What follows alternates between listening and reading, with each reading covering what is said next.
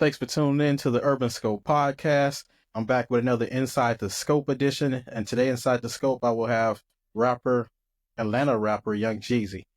So he's known as one of the best trappers in hip hop, one of the early forefathers, you can say, for trap music, trendsetter. Definitely came out with a new sound when he arrived back in, the '05, '04 era. Very unique sound. A lot of people didn't have the sounds that he had, or they had the abilities that he had as far as ad lib goes. He's one of the few rappers that has a consistent ad lib. When you think of ad libs, you think of Travis Scott's, the Trey Songz, the Jodeci, the Rick Rosses. A lot of different people had it, but it was mostly after him who had these ad libs, and he had famous ad libs, and he has consistent ad libs with the yes and let's get it, all those type of things. Most people have ad libs usually just to accentuate the end of their rap lyric or the rap bar that they were just spitting. But he had those consistent ones where you can expect them all the time on those songs. He doesn't do them as much now, but in his probably first 4 or 5 albums, he had very good consistency with those ad libs.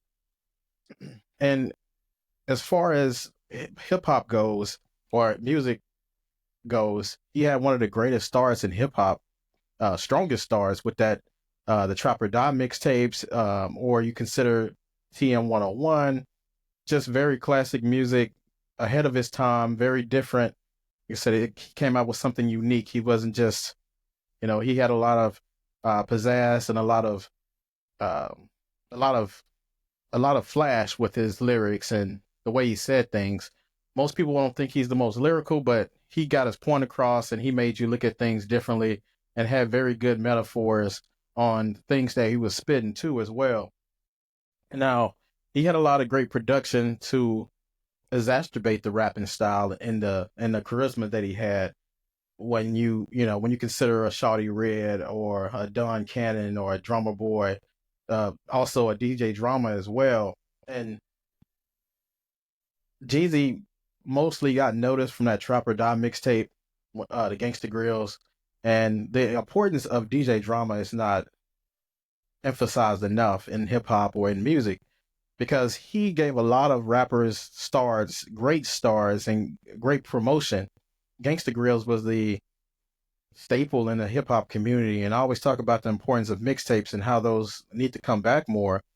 It's just for the simple fact of being able to get that promotion and do that experimentation. You don't have much interference from the label when you do the mixtapes as opposed to the albums. They want those to be more polished, more branded, more commercial. But the mixtapes, you can experiment, do things that you want to do that you couldn't normally do. And DJ Drama helped with that a lot, especially with his talking on the records and how he, just promoted your song so well and made them so much better, just from just having that commentary behind it. Those were the few mixtapes that you didn't care for the talking in the background. But nevertheless, Jeezy, he became the voice of the streets. Everything that he did was mimicked and was, became famous and became part of society, especially in the inner city. When he came out with the Snowman t-shirts, everybody was wearing those. And this was during the baggy clothes era, which I can't believe we had that era, but everybody was wearing the big oversized white t-shirts, baggy jeans, Air Force Ones, which Nelly gets a lot of credit for the Air Force Ones, and the Saint Lunatics get credit for it. But Jeezy had that song in, I believe, '05, and he came out with the Air Forces, and a lot of kids started buying those and started wearing those all over the place. So he did a lot for the culture, not just for the music and hip hop industry, but a part of hip hop is the fashion as well. So he definitely mastered that part of hip hop. Also later he learned, he started mastering MCing as he matured, which, one of my favorite albums from him is Recession 2.